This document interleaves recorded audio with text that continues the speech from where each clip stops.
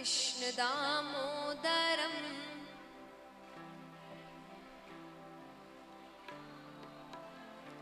राम नारायणं जानकी वल्लभं राम। आइए मीठी मीठी तालियों के साथ। अच्युतम केशवम कृष्ण दामोदरम अच्युतम केशवम कृष्ण दामोदरम अच्युतम केशवम कृष्ण दामोदरम अच्युतम केशवम कृष्ण दामोदरम राम नारायणं जानकी वल्लभं राम नारायणं जानकी वल्लभं राम नारायणं जानकी वल्लभं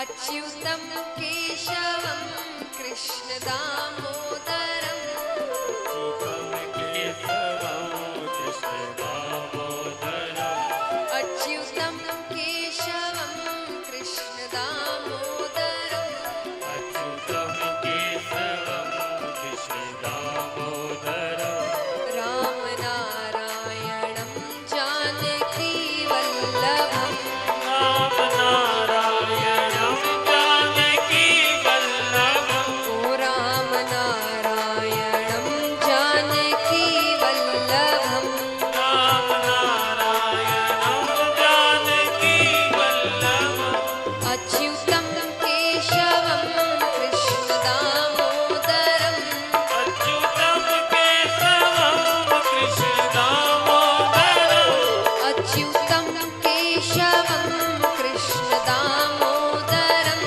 अच्युतम केशवम कृष्ण दामोदरम राम नारायणं जानकी वल्लभं राम नारायणं जानकी वल्लभं ओ राम नारायणं जानकी वल्लभं राम नारायणं जानकी वल्लभं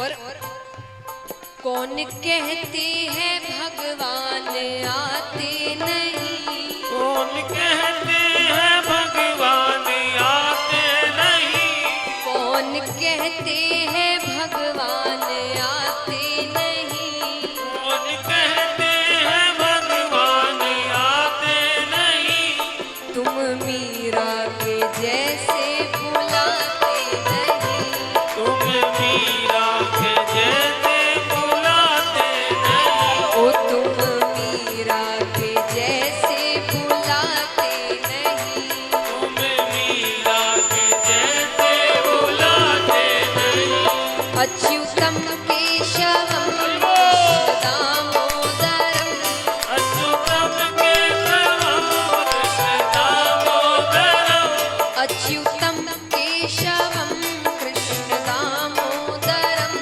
अच्युतम केशवम कृष्ण दामोदरम राम नारायणं जानकी वल्लभं राम नारायणं जानकी वल्लभं ओ राम नारायणं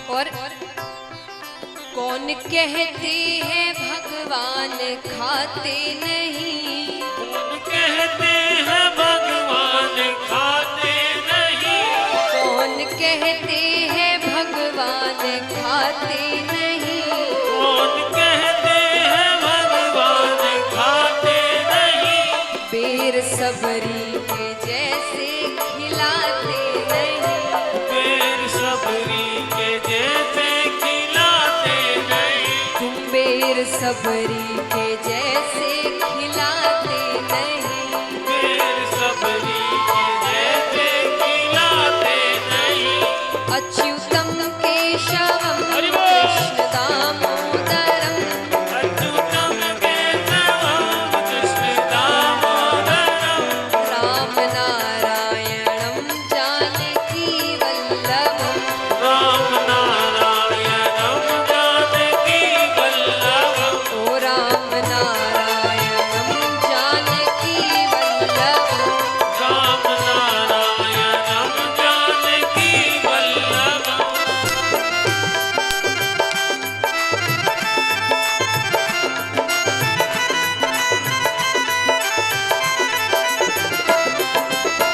श्री राधे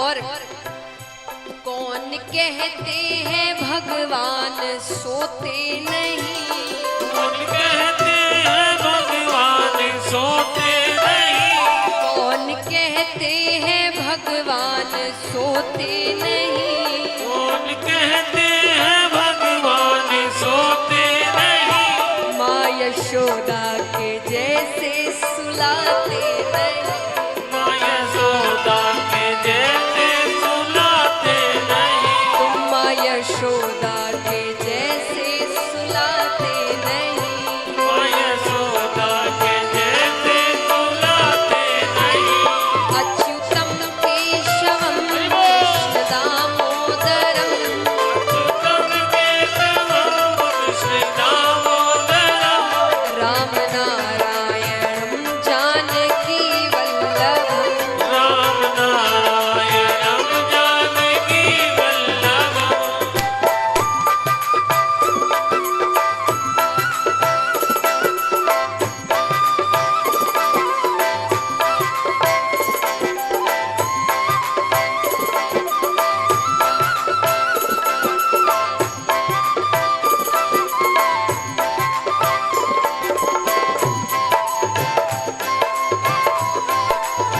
श्री राधे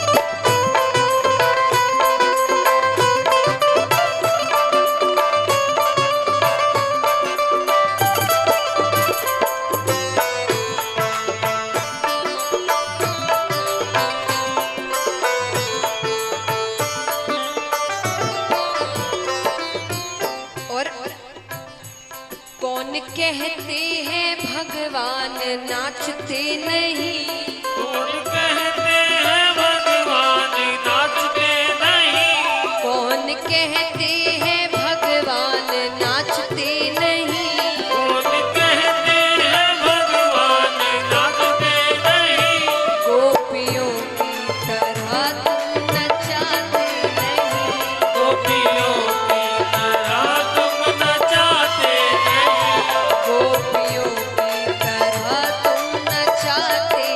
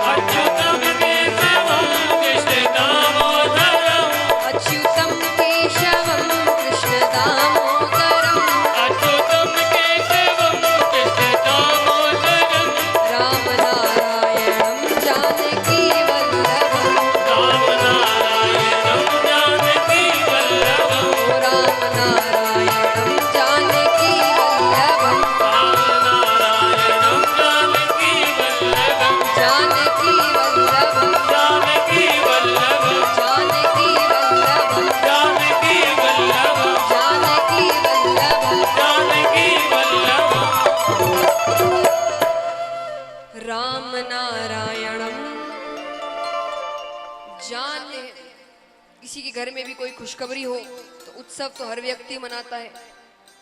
अब जो जैसा उत्सव कर सकता है वैसा उत्सव मनाता है, कोई बहुत बड़े रूप में, कोई छोटे रूप में, पर उत्सव हर व्यक्ति मनाता है अपने घर की खुशी में। लेकिन नंद बाबा ने सिर्फ उत्सव नहीं मनाया, उन्होंने बहुत दान किया। नंद बाबा ने कुल 2 लाख गाय दान में दी। 2 लाख गाय। उस समय तो महाराज जिनके पास जितनी ज्यादा गौ माता होती थी वो उतने धनवान होते थे, क्योंकि दूध दही माखन यही सबका काम था। तो जितनी ज्यादा, तो बाबा ने 2 लाख गाय दान में दी, वस्त्र दिए, अन्न दिया, धन दिया, जितना जिसको जैसे चाहिए था सब कुछ दिया। पहले जो धनवान व्यक्ति होते थे वो ऐसे ही करते थे, प्याऊ लगवाते थे, धर्मशालाएं बनवाते थे, अस्पताल बनवाते थे, विद्यालय बनवाते थे। धर्मशालाएं तो बननी बंदी हो गई है आजकल।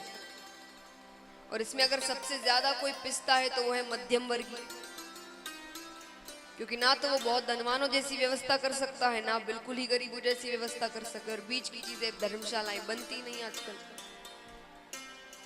नंद बाबा ने बहुत दान किया। अब यहाँ पर उस कन्या को लेकर वसुदेव जी मथुरा पहुंचते हैं। पहुंचने के बाद अपने आप दरवाजे बंद हो जाते हैं, बेड़ियां लग जाती है, सेवक नींद से उठते हैं तो कन्या के रोने की आवाज आती है। कंस को जाकर कहते हैं कि कन्या हुई है। कंस ने सोचा कन्या मेरा क्या बिगाड़ लेगी, लेकिन फिर भी खतरा कौन मोल ले। कंस जाते हैं, कन्या को उठाते हैं, जैसे हर संतान को मारने की कोशिश करते हैं कि वो कन्या आकाश मार्ग पर चली जाती है। कन्या कहती है कि मूर्ख कंस, तेरा काल तो कब का गोकुल पहुंच गया, अब अपने दिन गिनने शुरू कर दे। अब इस बात को सुनकर कंस बहुत डर जाते हैं। एक सभा बुलवाते हैं। सभा में जितने भी दैत्य, राक्षस इत्यादि थे सभी आए। उन सब में से पूतना नामक राक्षसी को चुना गया। उसे कहा गया कि जाओ और ब्रज में 6-6 महीने के जितने बालक हैं सबको मार दो। मुझे नहीं पता वो बालक कौन सा है, तो 6-6 महीने के जितने बालक होंगे सबको मार दो। पूतना कहती है ठीक है। एक सुंदर स्त्री का वेश बनाया, अपने स्तनों पर विष का लेपन कर कर बच्चे को एकांत में लेकर दूध पिलाने के बहाने विष पिला दिया। अब यहाँ पर ब्रज में तो हाहाकार मच गया। रोज 4-4, 5-5 बच्चों की हत्या हो रही है। ठाकुर जी योग माया को आदेश देते हैं कि जाकर पूतना के मस्तक पर बैठ जाओ और उसे मेरे घर की ओर लेकर आओ। क्यों? क्योंकि ऐसे सारे बच्चे मारे गए तो मैं खेलूंगा किसके साथ, मुझे भी तो मित्र चाहिए। तो महाराज पूतना के मस्तक पर योग माया बैठती है और अपने आप पूतना नंद बाबा के घर की ओर चलने लगती है। यहाँ यशोदा मैया ठाकुर जी को दूध पिला रही थी। पूतना खिड़की से आती है, पहले देखा करे वो कि सब ठीक तो है, घर में कौन कौन है, बच्चा कहाँ पर है, पालना कहाँ पर है, माता कितनी दूर पर गई है। तो वो दरवाजे से देख रही है। अब पूतना के आते ही भगवान ने अपने नेत्र बंद कर लिए। यशोदा मैया ने सोचा भगवान सो गए हैं, तो उन्हें पालने में सुलाकर वो घर के अन्य कार्यों में लग गए। जब घर में कोई छोटा बालक होता है ना, तो घर के काम तभी तक होते हैं जब तक वो बालक सो रहा है। अब ठाकुर जी ने नेत्र बंद कर लिए। अब देखिए भगवान कोई भी काम बिना किसी कारण के नहीं करते। तो हमारे श्रीमद् भागवत के कुछ टीकाकार होते हैं। टीकाकार यानी भागवत के जितने भी श्लोक है ना, उनके एक एक श्लोक के हजारों मतलब है, एक मतलब नहीं है। कोई अगर कहे कि मैंने एक बार भागवत पढ़ ली और मुझे सब कुछ समझ आ गया, ये संभव नहीं है। एक एक श्लोक के हजारों मतलब है। तो इसीलिए टीकाकार होते हैं जो अपने ज्ञान के अनुसार, अनुभवों के अनुसार आपको उसका मतलब समझाते हैं कि भगवान ने ऐसा क्यों किया होगा या ऐसा क्यों कहा होगा। अब यहाँ पर ये तो छोटी सी लीला है, इस पर भी वो टीकाकार अपनी बात कहते हैं कि भगवान ने नेत्र बंद क्यों किए। कुछ कहते हैं कि भगवान ने सोचा कि मेरा जन्म तो माखन मिश्री खाने के लिए हुआ है, मैं विष जैसी कड़वी चीज का स्वाद क्यों लूं। तो भगवान नेत्र बंद कर कर महादेव जी को याद कर रहे हैं कि जैसे समुद्र मंथन में विष आपने ग्रहण किया था, ये विष भी आप ही ग्रहण करें। कुछ कहते हैं कि भगवान ने सोचा कि ये पूतना तो बहुत पापी है, मैं अपनी कृपा दृष्टि इस पर क्यों डालूं, तो इसीलिए भगवान ने नेत्र बंद कर दिए। कई कारण हैं, पर भगवान ने अपने नेत्र बंद कर लिए। यशोदा मैया उन्हें सुलाकर घर के अन्य कार्यों में लग जाती है। पूतना आती है, ठाकुर जी को गोद में उठाती है और वन की ओर चली जाती है। वन की ओर जाकर अब वो भगवान को दूध पिलाने लग रहे हैं। कुछ देर तो भगवान दूध पीते हैं, फिर धीरे धीरे उसके प्राण पीने लगते हैं। अब उसे पीड़ा हो रही है, वो जोर से चिल्लाती है, लाला मोहे छोड़, लाला मोहे छोड़। लाला कहता है ऐसे तो मैं किसी को पकड़ता नहीं, और पकड़ लूं तो फिर मैं उसे छोड़ता नहीं। और ठाकुर जी पूतना के प्राण पीते हैं, वध करते हैं, उसका उद्धार करते हैं। अब क्योंकि जब पीड़ा होती है तो उसका असल शरीर सामने आता है, जो राक्षसी रूप है। वो विशाल शरीर जब जमीन पर गिरता है तो भयंकर आवाज होती है। अब वो आवाज सुनकर जितनी माताएं हैं ब्रज की, सब अपना अपना पालना देखे पहले कि हमारा बच्चा तो ठीक है। यशोदा मैया ने भी अपना पालना देखा, पालना खाली। बेसुध होकर वन की ओर सब दौड़ते हैं। वन की ओर जाते हैं तो विशाल शरीर है राक्षसी पूतना का, उस पर छोटे से श्याम वर्ण भगवान बैठे हैं। अब एक जितनी माताएं हैं उनसे ये प्रश्न है, खास करके माताओं से, मान लीजिए कोई माता ऐसा दृश्य देख ले कि इतनी भयंकर कोई राक्षसी, उस पर उनका बच्चा बैठा है, छोटा सा बालक, तो सबसे पहला कार्य कोई भी माता क्या करेगी बताइए? उठाएगी गोद में अपने बच्चे को तुरंत, हर कोई यही करेगा। पर यशोदा मैया ने ऐसा नहीं किया। वो जैसे ही वहां पहुंची, भगवान को देखा। भगवान इतने सुंदर लग रहे हैं, इतने ज्यादा सुंदर लग रहे हैं कि यशोदा मैया को आसपास और कुछ नहीं दिख रहा। वो सिर्फ भगवान को निहार रही है कि मेरा बेटा कितना सुंदर है। और सुंदर यानी सिर्फ नाक नक्शा सुंदर, चेहरा सुंदर नहीं होता, जो तेज है उनके चेहरे पर, वो देखकर यशोदा मैया को वो राक्षसी दिख ही नहीं रही। वो सिर्फ निहार रही है भगवान को खड़े होकर कि इतना सुंदर कोई कैसे हो सकता है। पर भगवान ने सोचा कि माता का ध्यान मेरे ऐश्वर्य पे ना जाए, तो भगवान जोर जोर से रोने लग गए। रोने लग गए तो ममता के भाव आ ही जाते। यशोदा मैया ने गोद में उठा लिया। अब यहाँ पर सारे ब्रजवासी नंद बाबा से कहते कि बाबा आज तो भगवान ने लाला को बचा लिया। ठाकुर जी मन में कहते भगवान नहीं बचाया है, तुम्हारे भरोसे तो कुछ होना जाना नहीं था। अब यहाँ पर बाकी सब तो चलो ऐसे प्रसन्न हैं कि लाला को कुछ हुआ नहीं।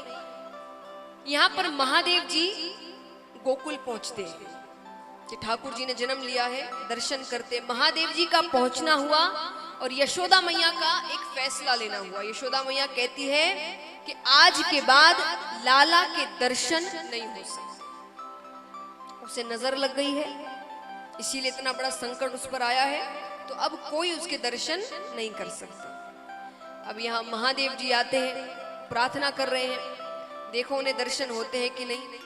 आइए आज भजनों का आनंद हम ज्यादा लेंगे। ठाकुर जी की सारी बाल लीलाएं हैं, उन्होंने जितनी शैतानियां बदमाशियां की है, तो सिर्फ सुनने में वो आनंद नहीं आता जितना उस दृश्य को देखने में आता है। आइए